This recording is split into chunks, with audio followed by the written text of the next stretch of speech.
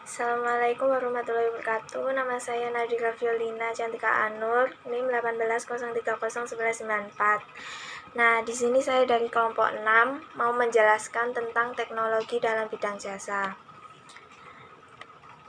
Nah, perkembangan pelayanan internet ini melalui e-commerce. Nah, industri teknologi informasi melihat kegiatan e-commerce ini sebagai aplikasi dan penerapan dari bisnis yang berkaitan dengan transaksi komersial seperti transaksi secara elektronik, pemasaran elektronik atau e-marketing, atau pemasaran online, yaitu online marketing, pemrosesan transaksi online, pertukaran data elektronik, dan lain sebagainya.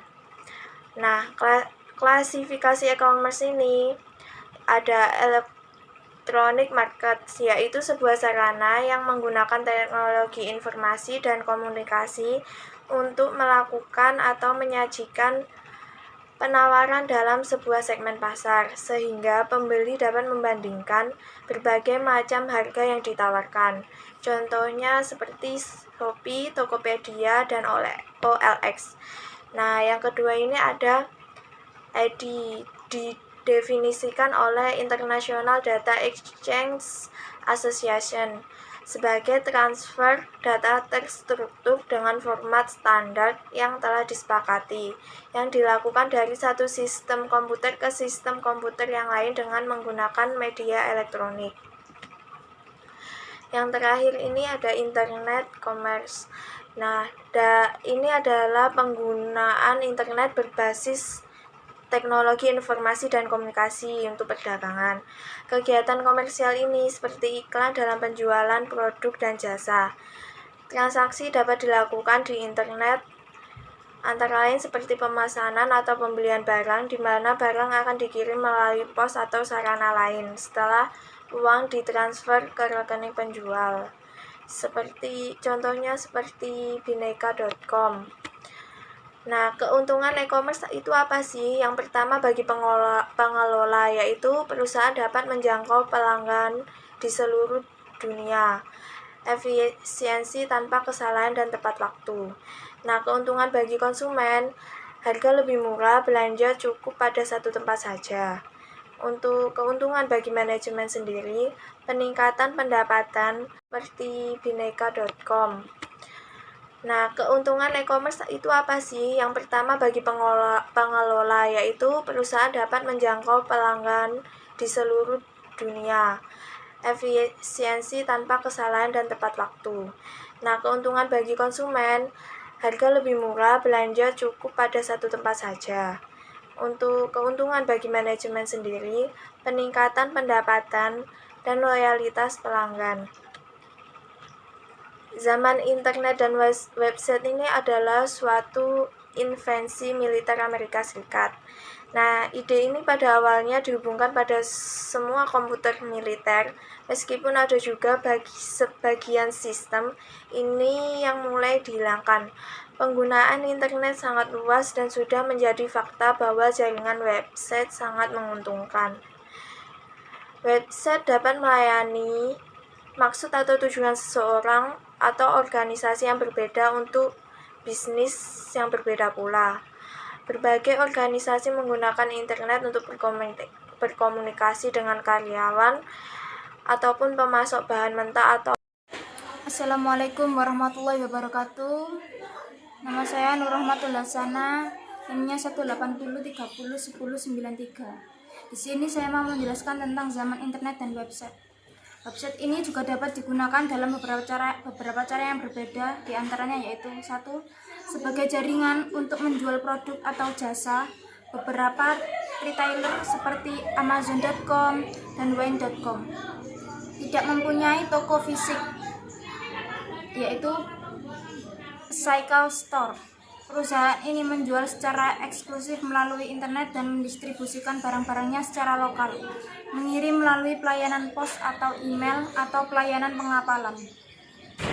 Yang kedua, sebagai jaringan suplemental atau as a supplemental channel.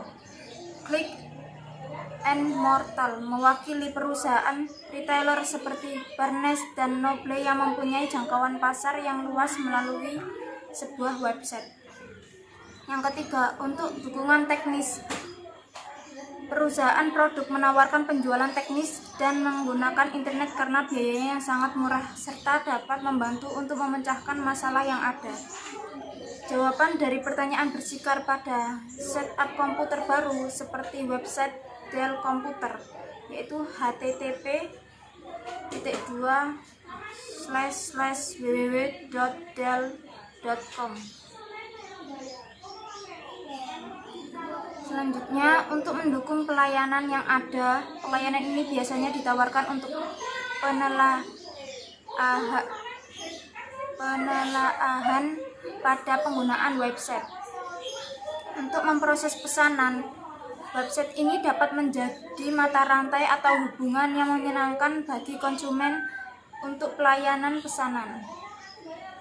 Untuk menyampaikan dan membawa informasi, beberapa perusahaan menggunakan website mereka untuk menyampaikan dan memberikan informasi tentang organisasi atau nama kantor, alamat, nomor telepon, dan technical assistance.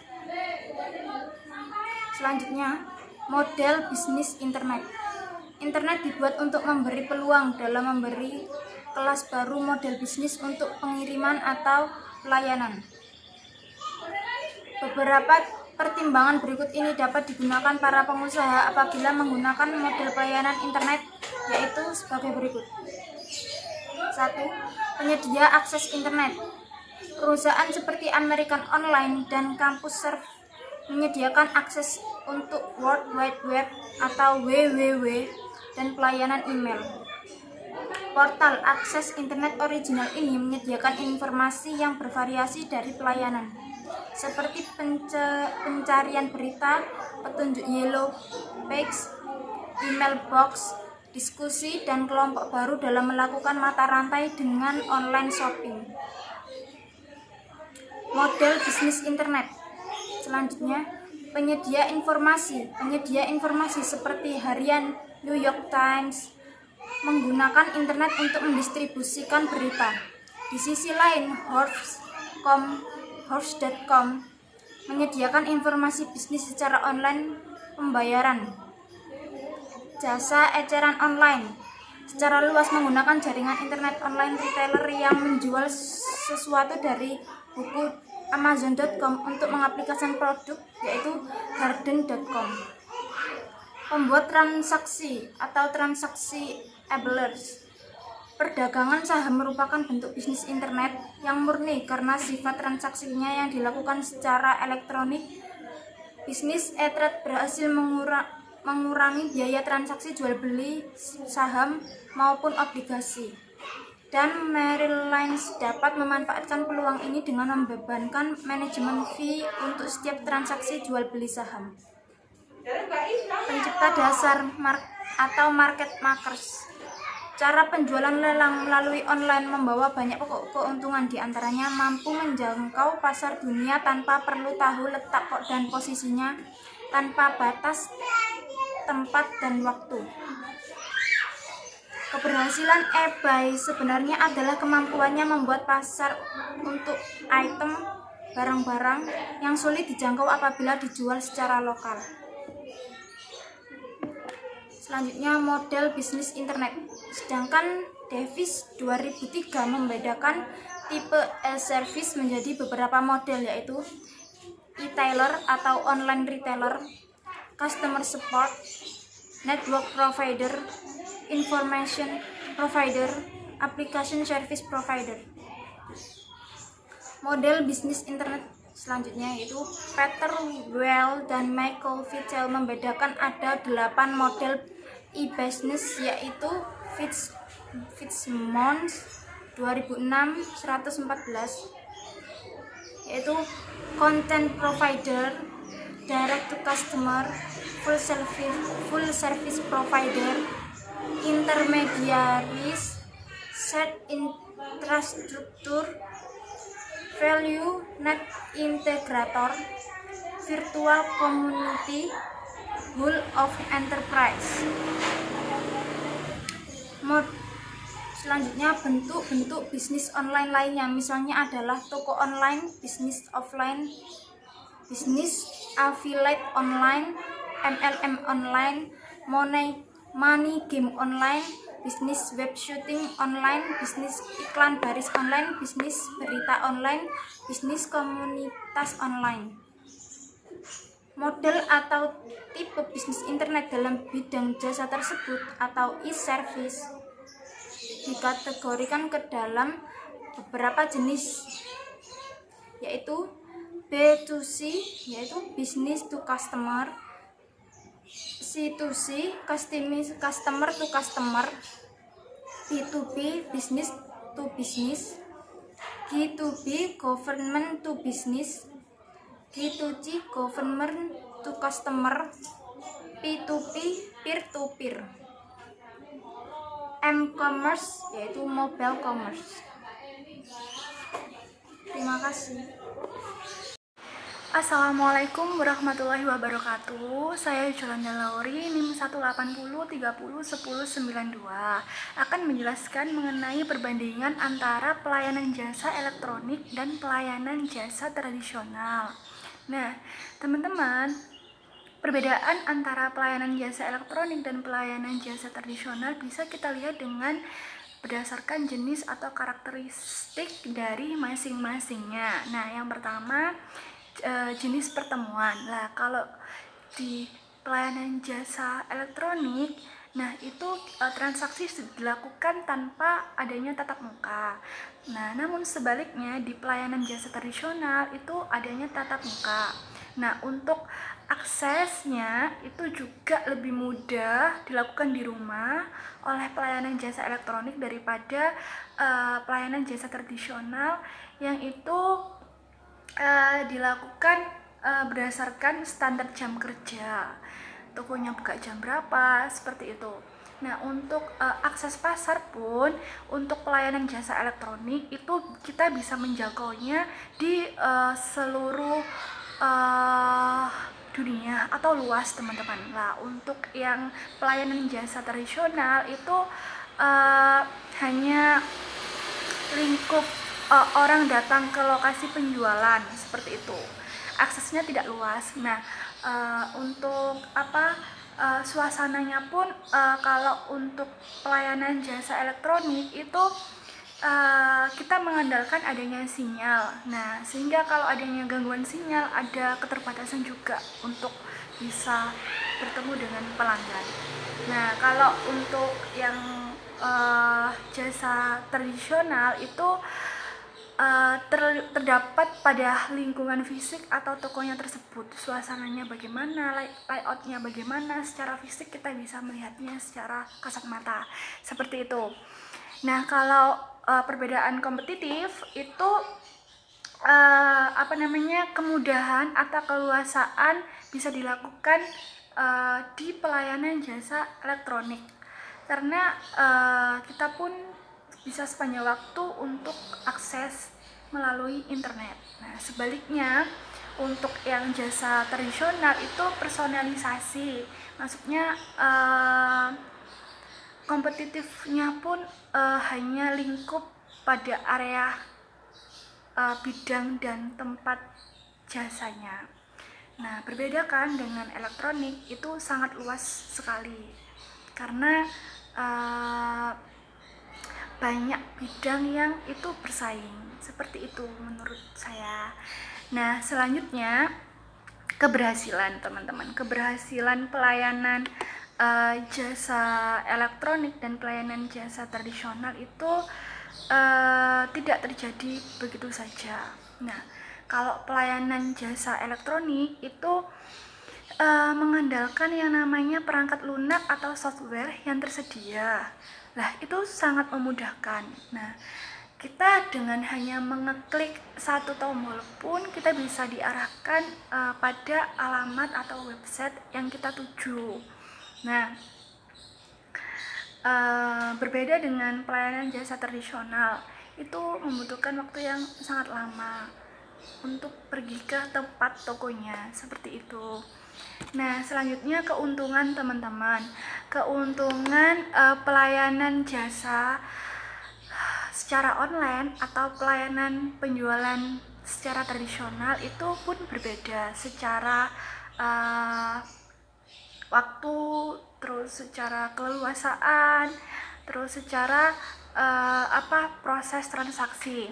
Nah, kalau secara waktu itu untuk pelayanan jasa elektronik kita bisa hemat waktu, terus menekan hasrat membeli karena kita bisa mengaksesnya setiap hari seperti itu. Nah, kalau yang penjualan tradisional itu sangat mengandalkan indera yang kita miliki, indera melihat, indera merasa, terus memicu ingatan, terus interaksi sosial, terus terdapat contoh produk. Nah, seperti contohnya Shopee. Nah, teman-teman, di Shopee itu kan kita tidak perlu untuk datang langsung ke tempat tokonya, namun kita disediakan berbagai macam toko yang menawarkan produknya masing-masing. Nah, secara waktu pun kita juga menghemat waktu, tidak tidak pergi ke setiap tokonya seperti itu untuk membandingkan kualitas, harga. Lah, semuanya tertera pada packaging yang Shopee tawarkan setiap toko seperti itu. Nah, namun juga ada kerugiannya, teman-teman. Nah, kalau untuk yang jasa elektronik, karena kita belanja di satu tempat yang itu udah banyak variasinya, itu kita juga bisa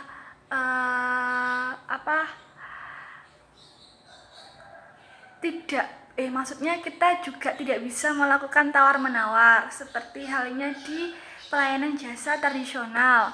Nah, sehingga kita tidak bisa menyeleksi produk yang bisa kita tawar karena kita tidak bisa menawar. Nah, hanya bisa langsung melihat harga yang ditawarkan oleh Shopee seperti itu. Nah, terus ketergantungan pada komputer atau HP itu tersendiri. Nah, terus ada juga ongkos pengirimannya. Nah, sebaliknya kalau di tradisional itu juga ada kerugiannya, teman-teman. Kita kalau nunggu untuk ke kasir pembayaran pun antri seperti itu, terus memakan waktu, terus mencari pusat perdagangan yang itu benar-benar harga dan kualitasnya itu bisa mempengaruhi kita dalam membeli seperti itu. Nah, selanjutnya saya akan menjelaskan mengenai dimensi dari produk atau jasa itu tersendiri. Nah, teman-teman, jasa internet itu bersifat tidak nyata karena transaksi dan pengalaman jasa disampaikan dengan jaringan elektronik yang tidak dapat dilihat sehingga sulit untuk diukur dan dipertimbangkan secara penuh. Perbedaan ini timbul karena adanya perbedaan kebutuhan, teman-teman, perbedaan harapan, terus perbedaan kemampuan pelayanan diri, kesadaran untuk berinteraksi, dan kontribusi persepsi konsumen terhadap adanya ketidakseragaman heterogen dalam pelayanan elektronik seperti itu. Intinya kalau dimensi produk ini di jasa elektronik itu tidak nyata. Kita melihatnya hanya mengandalkan dari dokumen foto, terus video seperti itu. Nah, tidak berdasarkan dari pengalaman jasa yang pernah dibeli. Namun kalau kita lihat di website atau e-commerce yang lain itu ada beberapa testimoni. Nah, mungkin pengalamannya bisa kita lihat dari pengalaman. Saya akan menjelaskan tipe-tipe pasar yang meliputi niche dan customer market. Pada umumnya, niche market hanya menyediakan elemen online yang bersifat statis apabila ditawarkan sesuatu yang khusus, bukan secara offline. Karena online yang khusus Customized online biasanya akan lebih mahal apabila jumlah pemesannya sedikit. Internet yang mempunyai jumlah permintaan yang lebih dari niche market. Tingkat offline customization yang lebih rendah daripada niche market. Pasar yang lebih luas ini termasuk dalam pasar online customization, dan mereka bisa melakukan penggabungan merek dengan organisasi lain. 3. Mass market. Mass market adalah tipe pasar pelayanan elektronik yang mempunyai jumlah konsumen yang lebih besar serta mempunyai spektrum asing yang banyak dibutuhkan konsumen. Permintaan pasar ini seringkali bergabung dengan web yang dinamis yang membantu konsumen untuk memesan kebutuhannya sesuai dengan selera atau keinginannya. 4. Customized market. Customized market adalah pelayanan elektronik yang merupakan gabungan antara pelayanan niche market dan mass market. Mereka memfokuskan pada dasar khusus sesuai jenis pelayanan niche market, tetapi mereka juga mencari tingkat permintaan yang tinggi yang khususnya dilakukan dan pelayanan mass market. Karena jenis permintaannya juga termasuk tinggi, maka mudah ditiru oleh pesaing.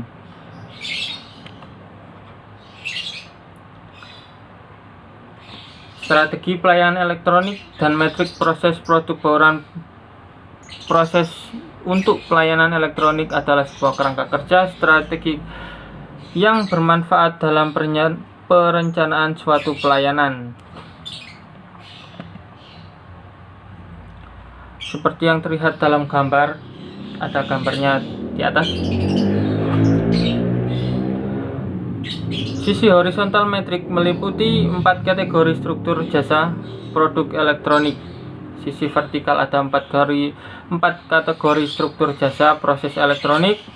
Garis diagonal merupakan gambar sebuah center of gravity untuk menggambarkan struktur produk dan proses. Apabila kita bergerak dari arah kiri ke kanan bawah tanda panah, kita melihat peningkatan fleksibilitas dalam penggunaan teknologi. Ruang lingkup jasa yang semakin meluas dan sesuatu pergeseran dari penawaran jasa yang hanya memiliki sedikit atau tidak memiliki online customization dan tingkat offline customization-nya yang tinggi sampai kepada tingkat online customization yang tinggi dan customization yang rendah. Metrik proses produk jasa elektronik.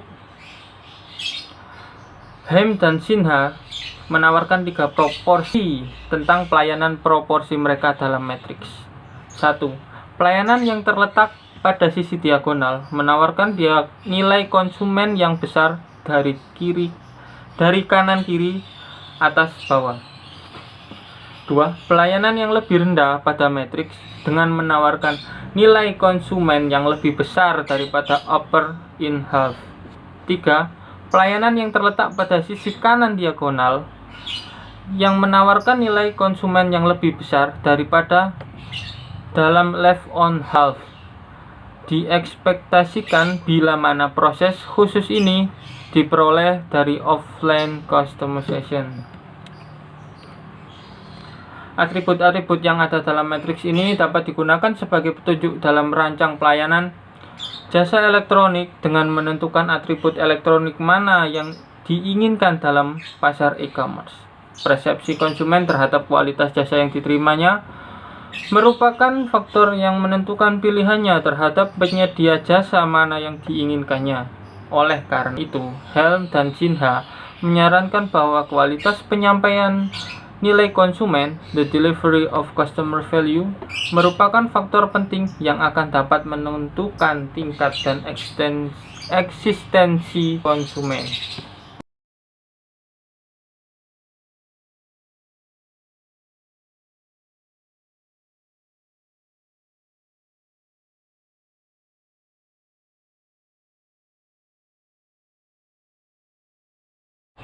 Sekian presentasi dari kelompok 6. Kalau ada pertanyaan silahkan ditanyakan.